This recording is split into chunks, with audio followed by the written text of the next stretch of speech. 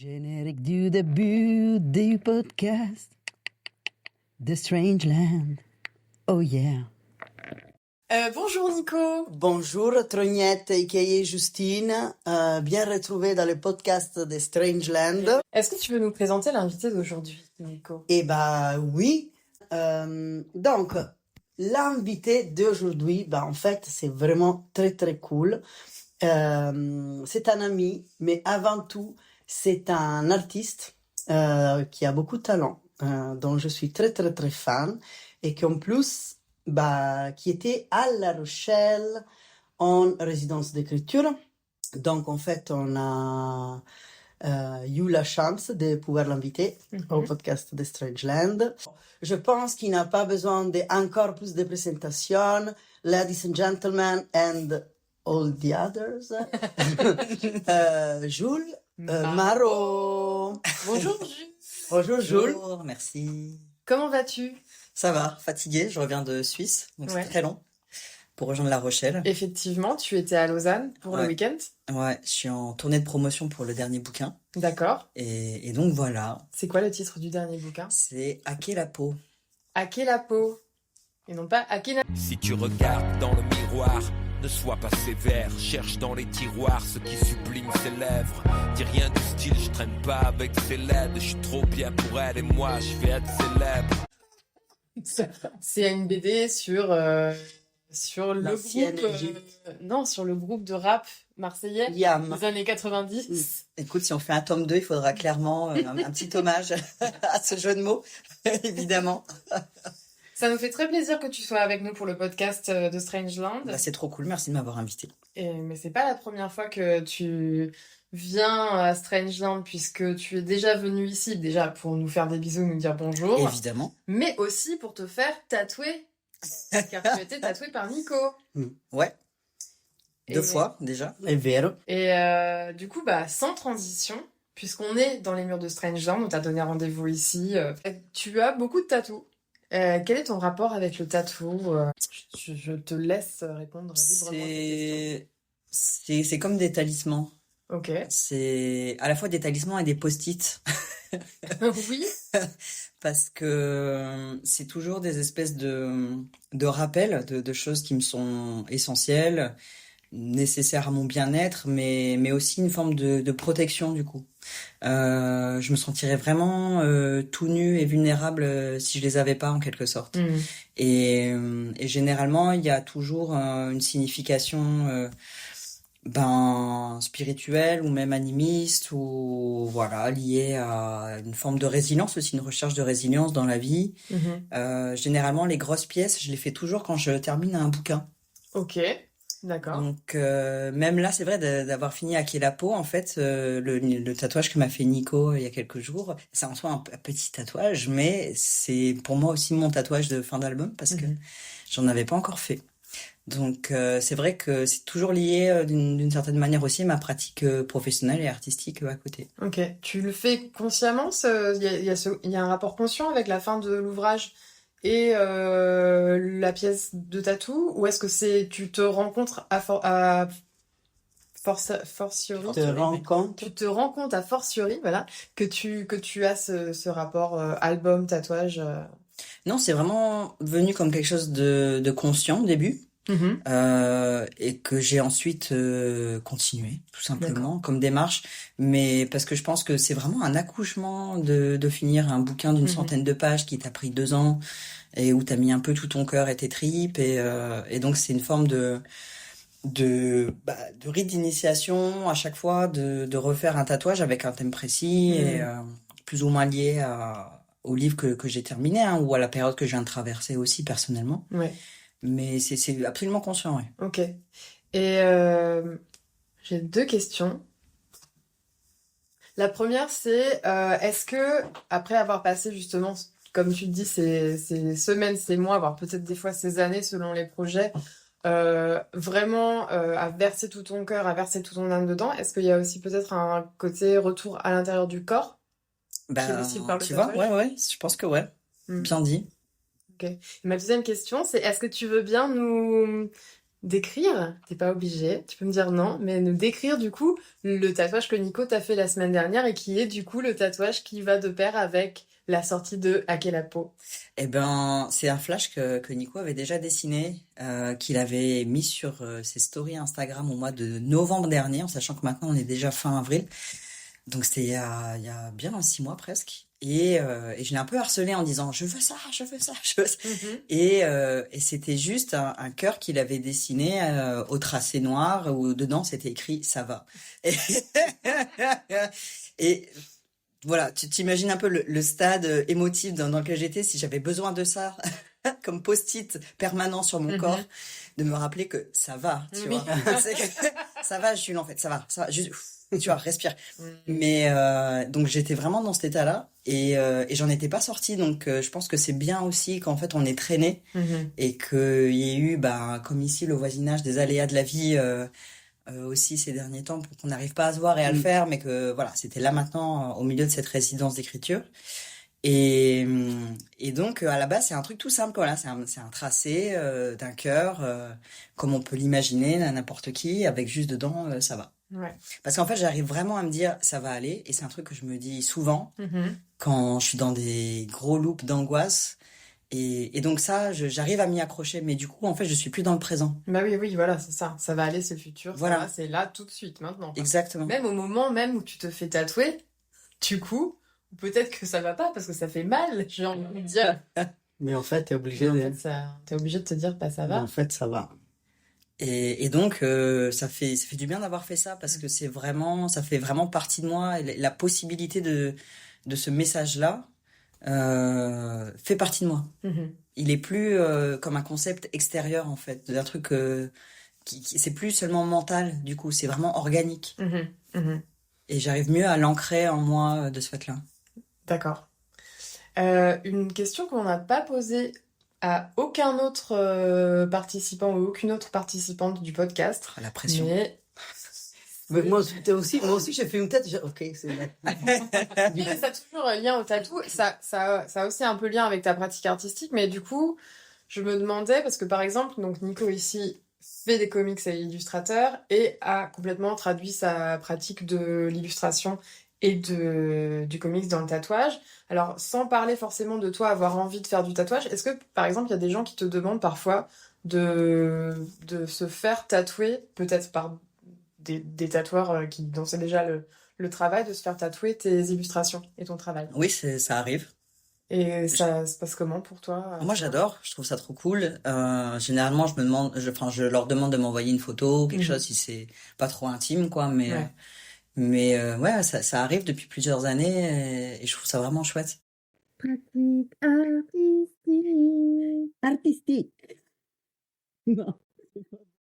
Du coup, on va parler de ta pratique artistique puisqu'on a commencé déjà à aller dans cette direction. Est-ce que tu peux nous parler de ta pratique artistique? On sait que tu es dessinateur et que tu es auteur, mais peut-être qu'il y a d'autres parties de ta pratique artistique qui est moins visible de l'œil du public, qui fait peut-être plus partie du côté peut-être loisir de ta vie.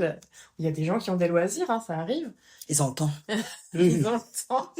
Est-ce que tu peux nous parler de ta pratique artistique, de ton rapport au temps par rapport à ta pratique artistique, vu que tu as parlé de ça, peut-être du rapport travail-plaisir. Enfin, je te laisse la parole. Ouais, c'est vrai que pendant longtemps, je me suis, comment dire, définie à travers la bande dessinée en termes de pratique artistique, parce que c'était surtout ce que je faisais.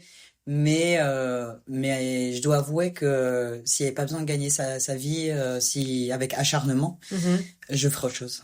Ah ouais, ok. Et ma grande passion, c'est vraiment plutôt vers la peinture et la sculpture en soi. D'accord. Mais ouais, la vie est ce qu'elle est. Mais j'adore ce que je fais. En fait, j'ai toujours raconté des histoires, j'ai toujours été une forme de conteur depuis que j'ai 5-6 ans. Même quand je dessinais, c'était pour raconter des histoires, en fait. J'ai commencé à écrire des nouvelles illustrées. Ma première bande dessinée, je l'ai écrite à 8 ans. Enfin, tu vois, donc c'est vraiment raconter des histoires qui m'intéressent. Du coup, je me détermine plus maintenant comme une forme d'artiste multidisciplinaire et orienté transféministe, parce que c'est quand même des thèmes qui reviennent souvent. Et pour moi, le transféminisme, vraiment la définition de ça, je l'ai trouvé quand j'ai vécu en Italie, à Bologne, où vraiment c'était un terme qui avait été amené, que je trouvais pas encore en France, qui rassemble toutes les problématiques féministes et LGBT et Mhm. queer. Et donc c'est pour ça que j'aime bien ce terme en fait. Oui. Et du coup, je fais beaucoup de bandes dessinées, c'est vrai, mais j'essaie là de m'orienter vers les choses qui m'intéressent un peu plus de manière fantasmée, qui est en effet plutôt la peinture et la sculpture. Et en l'occurrence, j'ai été accueillie en résidence à la Cité internationale des arts de Paris entre 2022 et 2023 sur base d'un projet qui était en fait une série de dessins, de peintures, enfin c'est des techniques un peu mixtes sur bois, c'est des grands formats d'un mètre carré, Ok, sur le thème de la résilience transgenre. d'accord. Mais vu depuis, on va dire, l'archétype de la figure mythologique de Chiron, qui est ce centaure qui en fait obtient la connaissance de la magie et du pouvoir de guérison par la blessure. Mhm. Qui parle donc du coup de résilience, là aussi, de cette résilience qui pour moi est vraiment cruciale dans la vie de toutes les personnes trans en fait. Et de trouver la guérison par la blessure. Et donc c'est un travail que je fais à la feuille d'or. Donc je me suis aussi rapprochée de cette technique-là et pour redonner une forme de sacralité au sujet blessé du coup, Mhm. mais aussi pour évoquer la technique de réparation par l'or en fait, Mhm. qui est une tradition japonaise, Ouais. voilà. Excuse-moi. Et ce qui est intéressant, c'est que, en fait, comme j'ai commencé une pratique dans le cadre de cette résidence, en contact avec la flore locale, on va dire, parce qu'on est quand même 300 artistes Mhm. en même temps, en train de travailler quand c'est comme ça sur place. Et il y a tous ces ateliers ouverts, en fait, qui ont lieu tous les mercredis soirs de chaque semaine, en fait, à la Cité des Arts. Donc, si vous êtes à Paris, c'est un truc super de savoir que vous pouvez aller juste découvrir des travaux en cours, tout simplement, dans des ateliers d'artistes, gratuitement, comme si c'était des vernissages, à la Cité des Arts. Et ça m'a permis d'être beaucoup plus au contact de la performance. Ok. Et d'introduire ça dans mon travail. Mhm. Alors qu'au début, je me suis dit, mais jamais je vais performer devant des gens. Tu Ouais, vois. ouais. Nous, on est enfin voilà, on est dans notre grotte, on est en train de dessiner à notre table à dessin. Donc, c'était pas trop mon truc à la base. Mais en fait, je me suis rendu compte que à travers ce projet-là spécifiquement, ça rejoignait ce que j'avais déjà l'habitude de faire, qui était de guider des cercles magiques.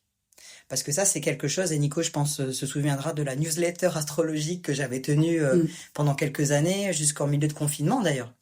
Moonchild. Voilà, exactement. C'était des rites, en fait, des rituels lunaires que je vous envoyais à chaque pleine lune. Et donc, en fait, j'avais déjà l'habitude de guider, en fait, à travers, encore une fois, une forme de narration, parce qu'on revient, en fait, de raconter des histoires, de guider des gens dans un espèce de voyage intérieur à travers une forme de narration en utilisant des archétypes, des symboles qui sont associés, en effet, à la magie, à l'astrologie, tout simplement le pouvoir de transformation. Ouais, ouais. Et parce que c'est ça qui est intrinsèque à la magie, en fait. Je trouve, c'est vraiment le pouvoir de transformer. Ah oui, parce que je me souviens, vous aviez pas, justement, il n'y avait pas eu tu n'avais pas organisé une sorte de performance, mais de réparation pendant les Tidor. Et ben justement, ce qui s'est passé, c'est que mon atelier ouvert à la Cité des Arts avait lieu à la nouvelle lune, et c'était presque un hasard, en fait. Mais comme quoi, il y en a pas. Il y en a pas. Ça avait lieu à la nouvelle lune en Sagittaire. Donc, Sagittaire, Chiron, le centaure, tout ça, c'était genre, ok, déjà, genre là, mind-blowing. Ça tombe bien. Et c'était la semaine de Trans Day of Remembrance, donc la journée internationale de commémoration des personnes trans qui ont été assassinées ou qui se sont suicidées durant l'année. Donc, c'était un moment de commémoration vraiment fort parce que ma scénographie a servi à pouvoir aussi allumer des bougies, voilà, prononcer des prénoms, lire des poèmes. Et donc, j'ai guidé ce qui est devenu une performance du coup, un cercle magique pour 50 personnes dans cet atelier, avec des objets symboliques et des gestes symboliques, où chacun allait à la rencontre d'un ancêtre trans. C'est beau. Et c'était incroyable parce que l'idée c'était que éventuellement cet ancêtre-là, quand on le rencontre, il vous donne son prénom. Il ou elle vous donne son prénom. Et il y a des gens qui pleuraient, il y avait vraiment une atmosphère, mais hyper profonde et forte, quoi. Et les gens étaient vraiment concentrés. Et beaucoup de gens après sont venus me remercier en me disant, bah moi j'ai reçu tel prénom, moi j'ai rencontré tel ancêtre. Et du coup, ça a aussi aidé à ce que toutes les personnes, généralement, enfin beaucoup étaient des personnes cis en fait, pas forcément queer, que chacun se rend compte que en fait la transidentité c'était quelque chose d'ancestral, c'était quelque chose qui n'avait ni temporalité ni territoire et que c'était aussi quelque part dans leurs cellules en fait, dans leurs liens cellulaires, héréditaires et donc ça c'est quelque chose que j'ai très envie d'exporter. Donc je suis en train de continuer ces tableaux pour pouvoir après proposer à des musées ou à des galeries, des structures de reproduire ça de nouveau. D'accord. Parce que ça a été très cathartique vraiment pour tout le monde qui a participé à cette expérience. Ouais, et ça, c'est nouveau. Mais en fait, ça rejoint tout le reste. C'est-à-dire, c'est une forme de narration. C'est raconter des histoires, provoquer une transformation chez des gens, ou en tout cas leur montrer, bah là, il y a une porte, en fait. T'as des options, et pas chercher forcément à apporter une réponse fermée à quelque chose. Tu vois, mes livres, c'est pareil, en fait. C'est plutôt poser des questions. Oui. En fait, ce que tu dis, ça me fait penser à l'idée qu'on a vraiment une idée de l'écriture, du geste d'écrire ou de dessiner dans la narration séquencée, comme quelque chose qui se fait extrêmement solitaire, parce que c'est vrai qu'il y a une partie qui est comme ça. Mais ça replace, ce genre d'expérience, ça replace aussi l'écrivain ou l'écrivaine ou l'auteur ou l'autrice dans un contexte social de partage, de passage de traditions, de récits qui doivent pas se perdre, etc. Et c'est vachement beau, en fait, ça rejoint, avec Nico, on a fait cette conférence partagée à la Maison des Écritures ce mois-ci. Mais moi, c'est ce que j'ai dit à ce moment-là. J'ai dit l'authenticité, c'est du bullshit, en fait. Parce que qui parle et qui écrit, qui crée, le fait toujours depuis son point de vue, de son expérience sociale, personnelle, familiale. Et puis oui, selon un temps donné, un territoire, voilà, une culture.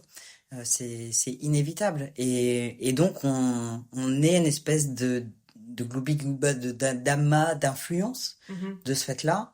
Et après, c'est la part d'empathie, la part de cœur, la part voilà. Mais c'est vrai que je crois pas trop du coup à tout ce truc un peu new age de authenticité maintenant. Et voilà. Il y a un autre authenticité, objectivité aussi. Tu as l'idée de faire un récit qui soit objectif. Comme on disait, c'est impossible. Tu amènes toujours ton vécu. Puis il y avait une chose que tu disais pendant la conférence, où en plus tu amènes aussi dans ta production artistique, dans ta pratique, aussi tous les cycles que tu as pu fermer sur des travaux précédents. Tu racontais ça, je trouvais ça très intéressant. Ce que je disais, c'est qu'aucun projet n'est amnésique du travail précédent. Et que, évidemment, même si on est focalisé sur un travail à la fois, il y a toujours des choses qui après surgissent et encore une fois, parce que c'est pas n'importe qui parle comme une enveloppe vide ou une page blanche. Il y a forcément des thèmes qui sont favorisés ou des points de vue ou même tout simplement d'éthique de dessin, d'éthique graphique, des manières voilà de dessiner. Donc ouais, c'est sûr. Oui. Tu amènes un peu à chaque fois. Et c'était très intéressant quand tu as dit ça. Et maintenant, quand tu le mets aussi dans le côté aussi, pas forcément que du discours ou de la narration, mais aussi du côté du tic graphique, parce que c'est drôle, moi, par exemple, sur ma pratique, alors à l'opposé de toi, pour rejoindre ce que tu disais tout à l'heure, Justine, c'est que moi, je fais des BD, mais en même temps, c'est pas mon boulot à la base. Mon boulot, c'est de faire des tatouages. J'ai toujours bossé dans des boutiques de tatous. Et que du coup, je fais des livres. Ça s'est mis en sorte que la vie m'amène à faire des livres, mais j'ai pas fait des études de BD. Donc, par exemple, j'ai pas des façons de construire, ne serait-ce que ma planche. Les pens, les crayonnades, la mise en place, je ne fais pas de cases. Et en fait, c'est drôle parce que je me rends compte que mes livres, il n'y en a pas beaucoup, mais à chaque fois, c'est graphiquement, du début à la fin du livre, il y a quelque chose qui se passe, qui se met en place, qui est ramené sous le livre d'après. C'est pas forcément des trucs techniques, mais peut-être justement de se libérer de certains trucs techniques. Pour moi, c'est la culpabilité de ne pas faire des cases, Mais en même temps, aussi, ce que tu dis là, je l'entends et ça me libère une culpabilité de me dire, mais en fait, on est toujours un peu en évolution dans une pratique artistique et on n'est pas obligé d'être formaté et bien et monolithique et objectif et le style tel quel Non, parce depuis le début. que ce Ouais. qui nous pousse à ça, c'est un capitalisme inconscient. Hmm. C'est un des messages du capitalisme, et Oui. notamment dans la culture de l'art, de l'art contemporain, c'est qu'il faut être identifié comme Oui. faisant quelque chose de Oui. spécifique. Mhm. Et même si tu écoutes les community managers avec qui tu peux faire des formations Oui. pour Instagram ou tu vois des choses comme ça pour te mettre en avant, pour ta visibilité en ligne, parce que du coup maintenant que tu es artiste, en fait, tu dois tout être à la fois, tu dois être ton propre manager, ton propre éditeur, ta propre attachée de presse, enfin. Et le capitalisme veut en fait qu'on se limite à une chose et que les gens puissent nous identifier pour ça et acheter ça. Voilà, c'est ça qui va être bankable, c'est ça qui va faire qu'on... Oui. Il faut que ce soit ça qu'on vende. Et moi, ça me fait chier. Mais Ça m'intéresse pas du tout. Nous, on en parle souvent parce que, ben, surtout dans le tatou, ben, on utilise beaucoup Insta. Ben, depuis les débuts d'Insta, c'était une sorte de catalogue, entre guillemets, où tu postes ton flash, tu postes ton tatou, les personnes le voient et tout. Sauf que maintenant, comme tu dis, pour une question de bancabiliser et reconabilisation, Identification visuelle, ouais. ben, en fait, je vois même que des fois, il y a des tatoueuses qui peuvent, par exemple, s'ils font, je dis n'importe quoi, hein, qui est du tatou noir et blanc, mais elles aiment bien aussi de temps en temps faire des tatous, c'est que des marguerites jaunes. Ben, en fait, ben, on est obligé, entre guillemets, pour les community managers, pour l'algorithme et tout, ah ben en fait, il faut que tu fasses un compte marguerite jaune parce que tu peux pas le mélanger. Et en fait, c'est beaucoup de charge mentale parce que je me rends compte que le côté réseaux sociaux, ça devient limite une pratique artistique en soi qui élève du temps. Déjà autant que tu mets pour concevoir ta marguerite jaune. Non, mais il faut aussi que je pense comment la poster et tout. Donc, c'est quelque chose avec Strangeland, on est en plein dedans parce que nous, on a un compte Strangeland, mais Strangeland en étant un asso, ben, en fait, il y a nos tatous, mais il y a aussi les ateliers, il y a aussi le podcast et tout. Et en fait, ben, on n'a pas forcément envie d'avoir plusieurs comptes pour que ce soit reconnaissable. On a justement envie que ce soit comme ça. Mais des fois, c'est ben, au détriment d'une visibilité parce que... Oui, et c'est pour ça que je vois que ce qui m'a aidé à casser ça, et je le vois aussi pour les gens autour de moi, c'est le format de la newsletter. C'est-à-dire que depuis que j'ai ce format-là, et je le vois aussi pour des amis, il y a une forme de liberté parce que tu sais que c'est ton espace, que tu peux parler directement aux gens et que les gens qui se sont abonnés, ils sont vraiment là pour ton travail, pour toi, pour avoir de tes nouvelles. Et il y a plus cet algorithme, il y a plus aussi une forme de censure qui est évidente où les gens peuvent te signaler, tes posts peuvent être retirés. Maintenant, tu peux très vite être aussi amené au poste de police pour soi-disant apologie du terrorisme si tu soutiens certaines causes politiques. Donc, c'est vrai que le format de la newsletter, moi, il m'a permis aussi d'ouvrir cet espace et de me dire, bon, si demain mon compte Insta se fait hacker ou je sais pas quoi, retirer, bloquer, j'ai mon public de newsletter. Oui, ne serait-ce que ça. Et c'est vrai que j'essaie de renvoyer le plus possible les gens, en fait, vers ce format-là. Parce que je poste beaucoup moins. Et c'est de meilleure qualité, je trouve, et je peux partager des choses un peu plus tranquillement et dans l'intimité. Comment est-ce qu'on s'abonne à ta newsletter, du coup? Il y a un link entry sur mon mur Instagram. Instagram, Ouais. ok. Et là, il y a un newsletter. Et là, il y a la newsletter, Ou ok. via mon site web, voilà. Avec le doigt sur l'oreille. Spiritualité. Spirituality. Yeah. Est-ce qu'on peut revenir brièvement sur ta pratique spirituelle? Du coup, tu en as un petit peu parlé en rapport avec ces ateliers ouverts et ces cercles magiques que tu peux guider occasionnellement. Nous, on te connaît un petit peu. On sait que tu es très intéressé par l'astrologie. Tu nous as parlé un peu de certaines choses que tu lis au cycle de la Lune. Est-ce que tu peux nous faire un petit éventail de ta pratique spirituelle?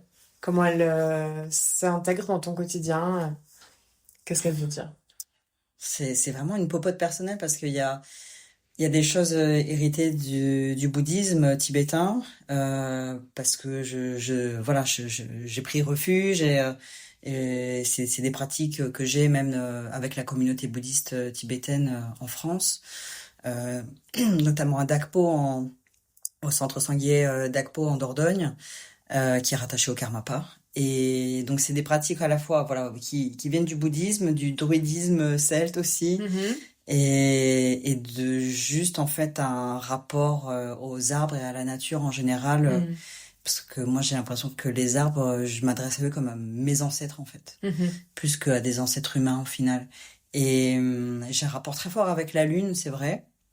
Je pars du principe que si un astre comme ça a des influences sur les marées et Mhm. sur le cycle menstruel, ben il peut en avoir que davantage en fait sur nos émotions aussi Mhm. et sur nous. Et et donc voilà, au quotidien en fait, le matin, je prends refuge tous les matins. J'invoque des choses, je fais vraiment un nettoyage énergétique le matin. Je fais des pratiques de de tai chi et de qigong aussi. Mhm. C'est vraiment pour essayer de trouver une forme d'équilibre émotionnel et physique. Parce que j'ai suivi aussi un cursus en médecine chinoise, donc tout ce qui est relié aux organes, enfin voilà, le lien entre les émotions et les organes en fait. Mhm. J'essaie vraiment de faire attention à ça. Donc ça m'arrive de pratiquer aussi le matin de cette manière-là, la moxa. La moxa, en fait, c'est une forme d'acupuncture par le chaud. En fait, D'accord. c'est des bâtons Oui. qui sont brûlés, chauffés, qu'on incline près du corps sur des méridiens, en fait, sur des points, voilà, Mhm. pour bien faire circuler le chi et retrouver une forme d'harmonie, d'équilibre pour certains organes et donc certaines émotions. Donc, tu vois, c'est un peu une espèce d'amas de plein de trucs différents. Il y a le tarot. Il y a Mhm. beaucoup de tarot dans ma vie aussi. J'essaie généralement de me limiter à 2 séances par mois, Ok. à la nouvelle lune et à la pleine lune, ou D'accord. sinon aussi au moment des 8 grands, enfin les 8 grands moments de la roue de l'année. Mhm. Donc ça, c'est la culture celte. Là, Ouais. c'est vraiment Samhain, le, les solstices, les équinoxes, Mhm. Beltane, Lammas. Voilà, c'est vraiment des grands moments de célébration celtes qui sont complètement en lien avec la nature, en fait, avec Mhm. le cycle vie-mort-vie et du mouvement permanent de la vie et des Mhm. saisons, et de quoi honorer à chaque moment aussi. Il y a un peu de tout. D'accord.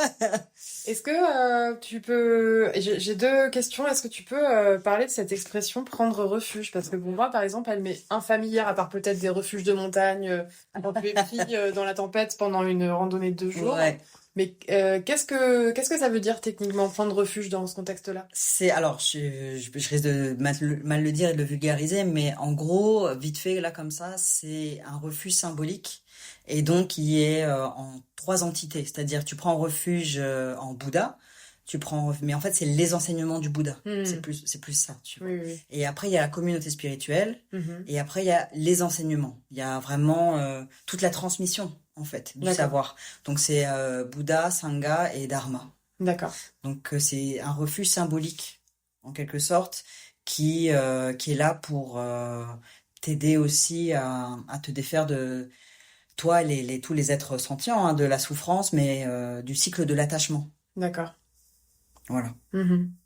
Et Très oui, rapidement et oui, oui, mais vulgarisé. merci de d'avoir pris ce temps parce que moi, c'était pas Oui. une manière de parler avec laquelle j'étais familière, donc merci d'avoir pris ce temps-là. Donc c'est une forme de visualisation D'accord, mentale, en quelque sorte. d'accord. Qui s'accompagne de pratiques, t'as dit tout à l'heure, purification énergétique, méditation, parfois t'as... Oui, En fait, comme j'ai aussi pas mal pratiqué le taiko quand je vivais à Bologne, Mhm, avec un maître de taiko japonais. Donc c'est mhm, vraiment cette pratique du tambour japonais, mhm, mais il y a aussi toute une culture spirituelle mhm. derrière ça. En fait, tout simplement en pratiquant le taiko, bah, je me suis rapproché des rituels aussi spirituels et du zen et du bouddhisme japonais en fait, Mhm, qui est une branche que j'avais un petit peu pratiquée avant mais pas trop parce que mhm. je suis très attachée à ma communauté tibétaine, on va dire, en tout cas les branches qui sont implantées en Europe, Et en fait, j'ai commencé à pratiquer le sutra du cœur, la récitation du sutra du cœur. Et parce que j'ai suivi un camp assez militaire en fait de pratique de taïko qui vraiment, enfin, ça m'avait complètement lessivé parce que c'était lever 6 heures du matin. En plus, c'était la semaine de Noël, non, du Nouvel An. Donc, tu vois, dans les Marquets en Italie, dans les hauteurs des montagnes. Heureusement, il neigeait pas. Mais on était dans des dortoirs qui étaient pas chauffés. Et en fait, on avait un froid, mais horrible, quoi. Donc, tu te lèves le matin, il est 6 heures. Tu vas direct, en fait, au temple. Et là, avec le tambour, t'es agenouillé et tu récites le sutra du cœur, en fait. D'accord. Mais c'est une forme de vibration et de répétition parce que tu le répètes 3 fois, c'est très long. C'est comme, enfin, tu vois, ça doit faire une centaine de syllabes, en fait. Ok. Et donc, c'est très rythmé avec bam, bam, bam, tu vois, ce tambour. Et c'est presque, en effet, ce rythme de cœur, en fait. D'accord. Et une fois que tu as récité ça, tu sors dehors et tu vas courir 7 kilomètres. Ok. J'ai croyais une fois que tu as récité, c'est le petit déjeuner. Non, mais en fait, la technique, alors, toute cette pratique de taïko, elle a une légende aussi. Il y a toute une légende japonaise qui est vraiment très belle derrière et qui est complètement, en effet, spirituelle et tout. Mais en fait, tout ça, toutes ces pratiques-là enchaînées la matinée, qui sont absolument spartiates, si tu veux, ça vient te débarrasser des voiles de l'ego. Parce qu'en fait, t'as même plus la capacité de penser. Tellement t'es physiquement, genre, dans un état alternatif, en fait. Et donc, tu vas courir 7 kilomètres au lever du soleil.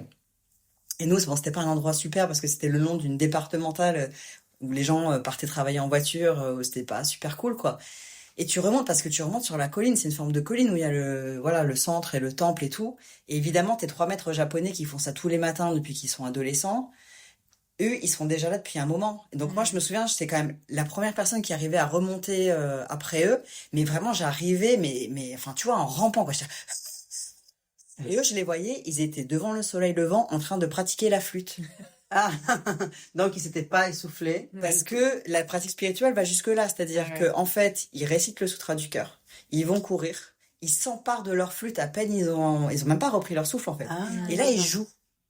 Parce qu'en fait, leur pratique musicale, que ce soit le tambour ou ça, elle est complètement décuplée et pure, en fait. C'est une forme de purité de la pratique musicale, artistique, parce qu'il n'y a plus la pensée, il n'y a plus ce truc mental, tu vois, et très égotique, en fait, tu vois, qui est là pour te créer, en effet, des voiles, des formes de protection.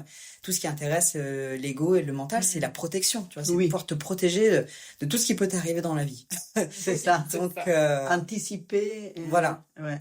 Et te séparer. L'ego sépare des autres aussi, tu vois. Oui. Et donc, moi, j'arrivais genre comme ça. Et eux, ils étaient déjà en train tu vois, d'improviser des trucs incroyables à la flûte traversière, la flûte à bec en bois, enfin, tu vois, ces flûtes japonaises. Et moi, le seul avantage que j'avais à ce moment-là, c'est que je savais que des 2 douches qu'il y avait, j'allais pouvoir en avoir une. J'allais pouvoir avoir une douche chaude. Et après, préparer le petit déjeuner, parce qu'on n'a pas encore mangé, c'est ça. Préparer le petit déjeuner pour tout le monde avant les 3 heures de pratique du reste de la matinée. Ah oui. Et donc, ça a été comme ça pendant une semaine, en plus des pratiques mensuelles qu'on avait avec lui. Enfin bref, c'est une longue histoire. Mais tu vois, tout ça pour dire que du coup, là, il y avait vraiment un enchevêtrement indéniable entre la pratique spirituelle, la pratique artistique. Et ça me parlait énormément, en effet. Et du coup, c'est resté aussi. J'ai gardé des trucs un peu de ça. Et ça me manque énormément, la pratique du taïko. J'adore ça. Parce que la vibration dans le corps, c'est vraiment fou. L'effet que ça a. Puis en plus, à La Rochelle, si tu veux aller courir 7 kilomètres après ta pratique du tambour du matin, tu n'aurais pas de montagne à gravir car il n'y en a pas. Ah ouais. Il y a le vent. Il y a quand même le vent de La Rochelle. Ouais, c'est ça. C'est vrai. Et ma deuxième question, pour revenir un peu sur... excuse-moi, je te fais passer un peu du Coca Light, hein, mais... Du coca.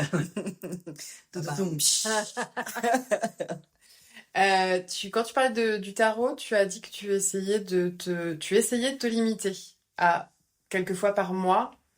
Pourquoi tu essayes de te limiter? Est-ce qu'il y a une raison, à part le fait que peut-être tu as besoin de temps pour travailler et pour peindre et pour faire plein d'autres trucs? Est-ce qu'il y a une raison peut-être liée à ta pratique du tarot qui fait que tu veux essayer de limiter dans les fois où tu te plonges dedans? Alors, en fait, j'ai commencé pour moi et après, je me suis mis à lire le tarot pour les autres. Ouais. Et en lisant le tarot pour les autres, c'est vraiment des séances où les gens font une offrande. Il y a un vrai travail, en fait. Les gens font une offrande, on fait une session très poussée et souvent derrière, je leur donne des espèces de devoirs, des choses derrière aussi qui vont continuer à alimenter enfin, tout ce qu'on a bougé, en fait, tout ce qu'on a déplacé en termes de montagne aussi durant cette séance.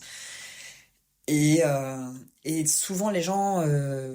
quand ils ont eu ce type de séance, je me suis rendu compte qu'ils en voulaient absolument vite une note derrière, ou ça leur avait ouvert tellement de choses d'un seul coup, parce que c'était souvent des gens qui avaient jamais fait ça avant, et je me sens très honorée de la confiance qui m'est faite dans ces cas-là. Mais par contre, derrière, il y a une sorte de besoin de savoir. Et donc, on perd le lien avec la séance qu'on vient d'avoir aussi. Parce que la séance qu'on vient d'avoir, elle dit beaucoup de choses, elle donne beaucoup d'informations, et il y a tellement de niveaux de lecture à des cartes que même souvent on se rend compte après coup de ah mais ça voulait dire ça, ce qui m'est sorti il y a une semaine et je suis en train de le percevoir que maintenant. Et donc quand je dis je me limite, c'est aussi pour laisser le temps à ces messages-là d'amener tous les niveaux d'information, toutes les couches en fait. Et de travailler sur des choses précises parce que selon les périodes de la vie ou selon les périodes du calendrier lunaire. Et si on suit aussi les archétypes astrologiques qui vont avec, moi, mes lectures, elles sont vraiment imprégnées de ces moments précis et de ces archétypes-là. C'est-à-dire que je ne pose pas les mêmes questions, en fait, au tirage. Tous les mois, c'est des questions qui sont inspirées des archétypes dans des placements lunaires. Donc, si la lune va être en cancer ou si la lune va être en vierge, je vais pas du tout poser les mêmes questions. Et donc, c'est pour pouvoir laisser au message l'espace de s'imprégner en moi et de travailler vraiment des thèmes, parce que sinon, après, ils vont ressurgir. Je vais pas avoir assez travaillé, appris les leçons qu'il fallait, et je vais retomber dans les mêmes patterns aussi. En fait, finalement, c'est la même vibration et les mêmes échos que les tambours, quoi. Oui, surtout si une carte ressurgit, elle va ressurgir souvent si tout ce qu'on a fait, c'est d'être dans une forme de déni. Mais oui. Quand son message ressortait. Et c'est vrai que souvent, ce que je dis aux gens quand ils viennent me voir en session de lecture de tarot, je vois la dernière lecture de tarot que j'ai faite à une personne, il y a une carte qui est sortie 3 fois. Elle est sortie, elle a sauté, en fait. Elle a sauté du comment on dit, il mazzo, le deck. Le paquet. Le paquet. Le paquet. La carte a d'abord sauté du paquet, alors que j'étais en train de couper. Ensuite, je demande à cette personne de couper au milieu du tar.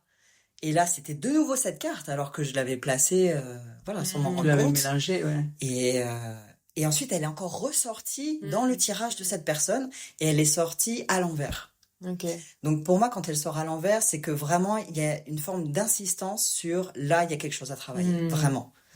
Et donc, j'ai dit à cette personne, tu en fais une photo, ou tu la trouves sur Internet, tu l'imprimes, et tu la mets devant ton bureau, pendant un moment, jusqu'à ce que tu sens que ce qu'elle voulait dire, c'est dépassé, ou ça fait partie de toi. Et c'est un truc que je conseille souvent aussi, c'est d'avoir une carte qui nous accompagne, en fait, tout simplement. Et ouais, en fait, c'est comme des limités dans le temps, du coup, les séances, enfin, le tirage, laisse le temps au tirage de se défleurir, se déplier un peu à l'intérieur de ta conscience. Et peut-être parce que ça rejoint, tu vois, ce que j'ai appris en médecine chinoise aussi, c'est que tu t'attaques vraiment à la source du mal-être, juste pas à des symptômes. Tu vois, peut-être que en Occident, on a tendance à s'attaquer à des symptômes, et la médecine chinoise va plus aller chercher profond, et donc parfois l'organe par lequel ça se manifeste, c'est pas la source du problème. Et donc là, c'est pareil en fait, c'est d'essayer de travailler sur quelque chose en profondeur.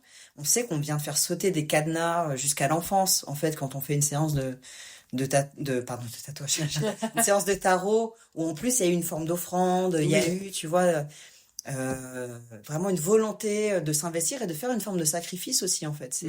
C'est ça, c'est l'alchimie même du tarot, et que nous dit aussi la carte de la tempérance du tarot. C'est des vases communicants où des informations s'échangent. Il y a, on gagne rien, on perd rien, il y a tout qui se transforme, en fait. Et donc là, c'est pareil. Et en fait, je trouve que ça se rejoint, je sais pas, ça a du sens, mais ce que tu racontes par rapport à la pratique du taiko. Oui. Quand tu dis, pendant une semaine, on se lève tôt, on récite le Sutra du cœur, on court, et donc là, à ce moment, bah, on casse l'ego, on casse le mental, le chatter, comment dire, le parler comme ça. Bah, finalement, si on laisse la place à l'observation du tirage, après tu prends la carte, tu la mets en face et tout, peut-être qu'au début, tu vas être dans l'attente, ton mental il va essayer de trouver des solutions, et puis à un moment, quand ça passe une semaine, à un moment, tu lâches, et c'est peut-être à ce moment-là que ça surgit, Ouais. et du moment qu'on Ouais. on élève les attentes, c'est très intéressant. Et du coup, une question vis-à-vis de ça, parce que quand quelqu'un, par exemple, il y a une carte qui revient, et donc tu prends cette carte, tu la prends en photo, tu l'imprimes et tu la mets en face de toi, est-ce que la personne, elle est censée quand même aller chercher la signification, ou tu leur expliques la signification, ou c'est juste, ben, en fait, les symboles qui à un moment va prendre sens juste par l'intuition vis-à-vis de la signification ou du message. Là-dessus, moi, je laisse les gens faire ce qu'ils veulent. Ok. Il y a des gens qui vont peut-être plus rechercher, d'autres qui vont plus être dans un rapport visuel et plus dans le lâcher prise. Ça dépend. Ça dépend parce que même après une séance, en soi, les gens prennent rarement des notes. Donc, il y a des choses qui restent imprégnées, qui sont les infos à retenir plus pour eux, elles, mais et d'autres informations peut-être moins. Ok. Mais moi, je sais que si la personne m'en reparle 2 semaines après, moi, j'ai tout oublié. Oui. Moi, bien sûr. j'ai été vecteur, en fait. C'est-à-dire Oui. que c'est comme s'il y avait une partie de mon énergie céleste qui se connectait à l'énergie céleste de cette personne-là. Et on est, du coup, pas seulement 2 entités dans la pièce. En fait, il y a d'autres choses à d'autres niveaux. Et donc, on fait des gestes précis et en même temps, je mets des formes de boundaries. Enfin, il y a tout un setup précis pour que ça puisse se passer bien dans ces Ok. conditions-là. Parce que ça m'est déjà arrivé d'avoir une forme d'entité qui descende dans mon corps pour essayer de faire passer des messages à travers des cartes. Ok. Et ça, j'ai plus envie. Tu m'étonnes. Ouais. Ça, c'était intense comme expérience. Ça s'est bien passé, en quelque sorte, ça s'est bien fini, mais il y avait plus mon consentement, en fait, là. Ok. Et donc, il a fallu communiquer avec cette entité, essayer de parlementer, négocier, enfin... Donc, des fois, il y a des choses comme ça qui peuvent se passer aussi. Ouais. Et Ok. c'est pour ça que ça demande d'avoir un setup où il y a vraiment que de la lumière, une forme de protection Oui. aussi, et de clôturer ces séances-là pour qu'il n'y ait pas des restes énergétiques Ok. entre les personnes. Mais ce qui est sûr, c'est que 2 semaines après, si les personnes reviennent vers moi et me disent « Oui, tu te souviens quand tu m'as dit ça ?» Moi, j'étais là genre... Alors, les infos telles qu'elles descendent et la vitesse à laquelle elles descendent, c'est pas comme nous, humains, en fait. Et du coup, je suis là genre « Ah bon, bah oui, c'est possible. » Mais... Oui, c'est pas... Oui, c'est ce truc. Est-ce que... Alors, je vais peut-être lier ça, même si ça nous fait revenir à un segment d'avant, mais en fait, on s'en fiche. Est-ce que tu dirais... parce que moi, j'ai pas une pratique spirituelle aussi poussée et aussi vraiment mise en place et conscientisée de ce que tu nous racontes. Ça me fascine beaucoup. En fait, c'est très, très fascinant. Ça me donne limite quand j'entends ça, un peu la chair de poule. Mais en tout cas, ce que je me rends compte, c'est que, alors, qu'on croit en quelque chose qui est en dehors de nous, à l'intérieur de nous, que ce soit l'intuition, que ce soit l'âme. Après, je me dis, chacun a le choix d'entendre, même vis-à-vis du podcast, ce qu'elles veulent. Nous, souvent, on fait en plus un disclaimer quand on parle de spiritualité, justement, pour que il y ait pas... Chacun peut prendre ça comme il en a envie. Mais en même temps, je me rends compte qu'il y a quand même un endroit où la pratique spirituelle, en tout cas la pratique intérieure de soi, et la pratique artistique se rejoint. Et peut-être que je sais pas qu'est-ce que tu en penses, cet endroit où, moi je l'appelle le flow, le groove, cet endroit où justement tu arrives à un moment où le cerveau, l'ego, le mental, comment est-ce qu'on l'appelle, il n'est plus là pour mettre en place, comme tu dis, protéger, make sense, comme on dit. Mais en fait, il y a juste un endroit où on sent cette connexion et en fait, ça fluide facilement. Et en fait, c'est un petit moment de bonheur où on est dans une création artistique, mais en fait, qui peut être dans l'écriture, dans la mise en place d'un récit ou dans la mise en place de quelque chose qu'on a envie de partager avec la création artistique, qui, moi, je trouve, peut se rejoindre avec ce que tu racontes vis-à-vis d'une lecture. Est-ce que ça a du sens pour toi, ça? Ça me parle carrément parce que c'est une forme d'annonciation. C'est le doigt de l'ange. C'est quand t'es touché par le doigt de l'ange. C'est ce moment-là précis. C'est pas moi qui l'ai inventé, hein, tu vois. Authenticité, zéro, bullshit, tout ça. C'est Wadji qui en parle beaucoup. Il a fait un bouquin d'ailleurs. Je sais plus comment il s'appelle, mais où il parle de processus créatif. Et donc c'est là que je me suis dit mais c'est ça. Tu vois, ce que tu viens d'écrire, c'est à la lecture de cette fameuse annonciation, ce qui est décrit comme une annonciation. Que je me suis dit, mais oui, c'est exactement ça, en fait. Et c'est ce qui fait que t'es à 100% dans ton corps aussi. T'es à 100% dans cette pratique et il n'y a plus de place pour le doute. En tout cas, de manière, c'est plus quelque chose qui vient te parasiter. Et donc, t'es hors de l'ego, en effet. T'es hors d'une forme d'ego qui a un voile absolu dans ces cas-là. En tout cas, ouais, il n'y a pas de place. Moi, c'est quelque chose que je remarque souvent, que voilà, il n'y a pas de place pour le doute à ce moment-là, en tout cas. Après, quand tu es, par exemple, si tu es en train de faire un livre, après, peut-être que le doute, entre guillemets, la critique, entre guillemets, c'est quelque chose qui peut venir après, quand on a besoin de peut-être mettre en pratique une création artistique. Je sais pas, quand tu es en train de faire un livre, peut-être que tu as ce moment-là dans l'écriture, mais peut-être qu'il y a un moment où il faut faire un editing ou une mise en page, et à ce moment-là, c'est une autre partie du cerveau peut-être qui se met en place, qui c'est pas la même, enfin, je sais pas. Et, mais en tout cas, c'est où est-ce que je voulais en venir par là? Bah non, nulle part. Enfin, je connaissais pas le livre que tu cites, donc ça, c'est intéressant de les regarder ça. Je vous enverrai la ref. Ouais, carrément. Qu'est-ce que t'en penses? Non, mais moi, je pense que c'est tout à fait la même chose, effectivement. Il y a l'ego qui a une carapace dure, qui est perfectionniste, et qui en même temps manque d'humilité, qui nous dit que, en fait, on est tellement génial qu'en fait, on peut rien faire parce que si on fait quelque chose, ça sera imparfait, donc du coup, on reste bloqué au milieu, qui nous monte les uns contre les autres, qui nous dit qu'on peut rien faire mais qu'en même temps on est génial, donc voilà, c'est compliqué. Et heureusement on a ces moments-là, mais je pense qu'on a même ces moments-là dans le plaisir, enfin quand t'es en intimité avec quelqu'un et que tout d'un coup en fait t'es un dieu ou une déesse ou une déesse qui peut faire plein de choses, alors qu'en fait le reste du temps tu t'es obsédé par la forme de ton corps et la manière que t'as de parler. Heureusement il y a de temps en temps il y a des portes qui s'ouvrent et en fait tu peux directement communiquer avec l'autre, heureusement, quoi. Ou communiquer avec l'autre qui est juste une inspiration artistique ou une possibilité de pas d'être inspiré, mais de créer sans retenue. C'est plutôt cool, quoi. Heureusement, parce que sinon, putain, ça serait compliqué quand même.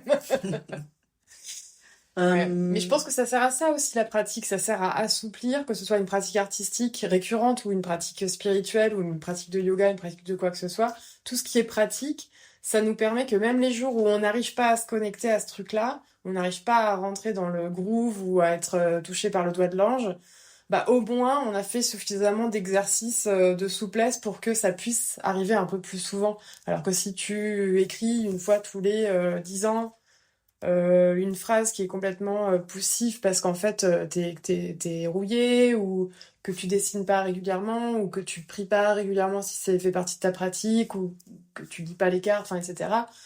Enfin, tu y arrives pas, quoi. Et les pratiques, elles servent à s'assouplir. C'est vrai, à lâcher. Gratitude. Oh yeah. Du coup, un de nos autres piliers, on a, on appelle ça queeritude. Queeritude, peut-être sans le U. Non, je rigole. Private joke, c'est une autre histoire pour un autre pour podcast. Un autre moment. Est-ce que, et souvent, c'est un peu ouvert, et puis souvent c'est une question qu'on pose vis-à-vis de la diversité, l'inclusivité, la place de tout ça dans la vie des personnes. Des fois on le pose à des questions, à des personnes qui ne sont pas forcément queer. C'est quelque chose que juste ça fait partie de l'existence de Strangeland, Donc, on le pose comme question. On te le pose à toi aussi. Qu'est-ce que...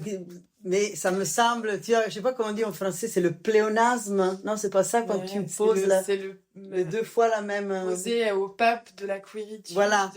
La Donc, question de quel est. voilà, c'est comme demander à François III, comment il s'appelle le pape? François. Non, on n'est pas obligé de parler de François Comment truc, mais. Comme si on demande au pape qui est Jésus. Voilà, est-ce qu'il va à la messe, tu vois? Donc, on va demander quand même à Jules. Je vais pas à la messe, non. Quelle place a dans ta vie la diversité, la queeritude, être queer, qu'est-ce que ça t'évoque, ce mot? Est-ce que tu connais ce mot? Et voilà, je prends refuge le matin en la queeritude, tous les matins. C'est ça aussi. Mais non, que serait ma vie sans la queeritude? Non, ça serait pas possible. Je tiens quand même à préciser pour les auditeuristes du podcast que Jules, en ce moment même, porte un t-shirt noir sur lequel est écrit en lettres rouges « Pédale scandale ».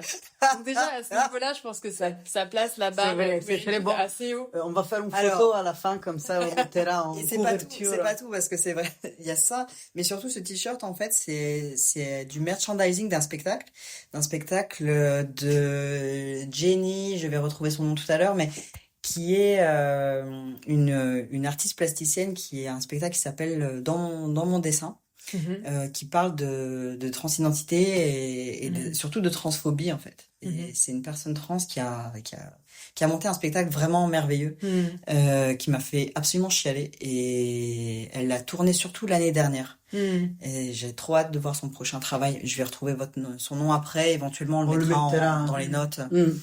Mais oui, donc je suis habillée aussi, j'ai les tatouages avec, j'ai tout.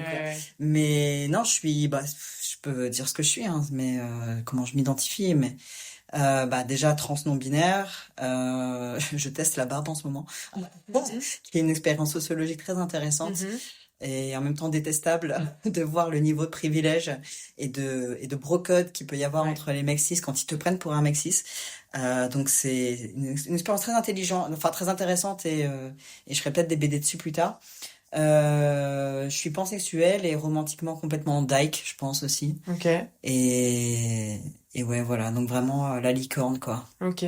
Romantiquement dyke, qu'est-ce que ça veut dire romantiquement dyke? Romantiquement dyke, ça veut dire que même si je suis pansexuelle et que j'en ai rien à foutre de ton genre, pour qu'on s'amuse et qu'on flirte et que je puisse avoir un crush sur toi, et ça c'est vrai, vraiment. J'ai un vrai cœur d'artichaut pour ça.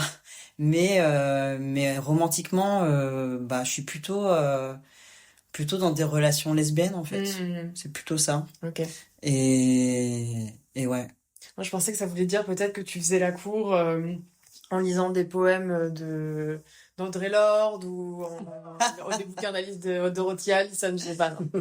Ok. Non, ce ne sera pas diffusé en podcast. Ok. La façon dont... On ne saura rien. Ok. Et, on a déjà beaucoup parlé tu as parlé d'ailleurs de transféminisme, tu as parlé beaucoup de possibilités d'accéder à une part de soi ou de se transformer continuellement, pour être au plus proche de soi à travers la pratique artistique, à travers le tatouage, à travers etc. Donc je pense que tout ça c'est déjà lié pas mal aussi à la queeritude. La la la la la la la la la La Rochelle. La Rochelle. Et du coup, on est à La Rochelle. Tu vas faire une sortie de résidence jeudi, je sais plus, le 2. Tu as passé, même si pendant les week-ends, tu étais à droite à gauche dans tous les festivals pour Akilapo, pour faire la promotion. Le reste de la semaine, tu étais dans un endroit en plus qui est, moi, c'est un de mes parcs favoris de La Rochelle, dans cette petite maisonnette, la maison du gardien du parc, en parc d'Elmas, le parc où il se trouve la maison des écritures, parce que tu étais en résidence là-bas.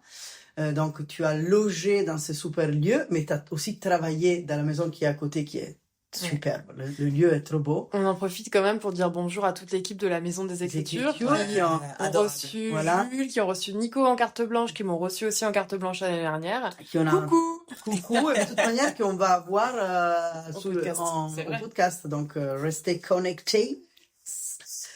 Donc, voilà. Est-ce que tu as envie de nous parler de ton expérience? Alors, pas forcément, si tu n'as pas envie, tu n'es pas obligé de parler de l'expérience de travail dans la maison d'écriture ou faire un feedback sur la maison des écritures, mais peut-être sur La Rochelle. Qu'est-ce que tu as bien aimé faire pendant que tu étais là? Est-ce qu'il y a des endroits que tu as bien aimé visiter? Ou des endroits que t'as pas aimé. Ou que t'as pas des choses aimé. que t'as pas aimé. On n'est pas sponsorisé par L'office le de tourisme, hein. donc en fait, on dit ce qu'on veut. Oui. Bah, j'ai pas grand-chose à dire sur La Rochelle parce que j'ai pas beaucoup vu La Rochelle durant mon séjour ici parce que je travaille à fond sur le prochain livre et du coup j'étais vraiment en mode ermite aussi parce que là où je suis c'est vraiment un enchantement de nature et de concentration et d'espace vraiment adéquat pour le type de travail que je suis en train de faire. Donc mes journées se résument essentiellement à prendre une marche le long de la mer éventuellement quand je dois vraiment prendre l'air entre deux pages. Mais sinon, je suis du matin au soir à la table à dessin et je lève le regard de temps en temps vers le parc ou je vais m'asseoir sous un arbre pour digérer. Mais vraiment, c'était un mois d'ermite et le lieu permet ça aussi. Ouais. Oui, parce qu'au final, même si La Rochelle, c'est pas très très grand, ça reste quand même en dehors du centre-ville. Donc c'est quand même calme. Et puis nous, on a eu l'occasion de visiter ton espace de travail qui est vraiment magnifique. Et puis je pense que de ta table de travail, tu vois la mer, non? Oui, au loin, dans un petit coin entre les arbres, oui. Pendant la mer est haute peut-être seulement, non? Quand la mer est haute ou basse, je sais dire. Je sais dire si elle est haute ou basse. Elle est là, elle est pas là. Est-ce que tu as eu des coups de cœur pour des endroits à La Rochelle que tu recommanderais à nos lectrices, non pas du tout, à nos auditrices de visiter? Bah du coup j'ai vraiment c'est lamentable mais vraiment non. Par contre j'ai un super souvenir avec vous qui est la soirée qu'on a passée ensemble comment il s'appelle cet endroit où on a été Aux Cabanes Urbaines. Cabanes Urbaines. Oui. Pour la soirée organisée par le Boucan des Paillettes avec le blind test dont nous avons remporté la première manche. C'est vrai. Absolument, qui était Animé par la... Silverwind, Leilana Summer et Petunia Wind, qui est donc l'enfant de Silverwind. Et comment s'appelle leur soirée? Queer Musical. Et ça c'était un super moment de La Rochelle pour moi. C'était le meilleur. Ouais, c'est vrai bonne qu'on a soirée. bien rigolé. Même moi qui au début j'ai failli me dégonfler. J'étais, alors je suis en stress, je sors pas beaucoup le soir, il va y avoir beaucoup de monde. Et en fait c'était très très drôle. Ouais. On n'aurait pas gagné sans toi. Hein. On n'aurait pas Ah, gagné sans excusez-moi. Même si on aurait pu gagner aussi les années 90 si on avait eu le Aladdin. Ça va me hanter cette histoire. Mais... Enfin bon. Bah, merci beaucoup Jules d'avoir participé à notre podcast, d'avoir Merci pris le beaucoup. temps de nous parler de toutes tes pratiques. Merci de votre intérêt. Ouais, c'était très très intéressant. En fait, j'ai l'impression que c'est juste les discussions qu'on a d'habitude autour d'une bière ou d'un dîner, mais voilà. Sauf que cette fois, on n'a pas mangé. Il y a le chocolat au milieu de la table, mais on a essayé de pas faire trop de bruit de bouche parce que c'est pas vraiment un podcast ASMR, mais... à développer. C'est vrai. Merci. Merci beaucoup. Merci à vous. C'est générique de fin. Générique de fin, oh yeah, oh yeah. Nikos, Justine. ça a été encore un plaisir que de co-animer ce podcast avec toi. È vero. È vero. Si. Et est-ce que tu peux donner des consignes à nos auditeurs s'ils veulent soutenir le podcast de Strangeland? Mais bien sûr, alors il faut n'importe quelle plateforme vous êtes en train de l'écouter, il faut que vous mettiez de toute sincérité 5 étoiles 5 étoiles seulement. et que vous le partagiez tout de suite sur vos réseaux et que peut-être si vous avez envie de vous tenir au courant, bah en fait, allez sur strangeland.fr C'est vrai. et il y a un onglet pour s'abonner à la newsletter, comme ça que de temps en temps, vous recevez des petites infos de nous. Et après, toujours sur strangeland.fr, vous aurez même les liens vers Hello Asso, si vous avez envie de soutenir nos activités associatives, C'est vrai. c'est-à-dire les podcasts, les ateliers, les rencontres, les autoproductions, Albert qui grogne dans la fenêtre. Albert qui grogne Voilà. dans la fenêtre, tout ça, et vous pouvez le faire via l'OASO. Il y a plein de façons différentes de le faire. Et c'est toujours via le site strangeland.fr que tous les liens se trouvent. Et oui, tous les chemins mènent à strangeland.fr. È vero. Allez, salut Nico. Ciao! Ciao. Ciao!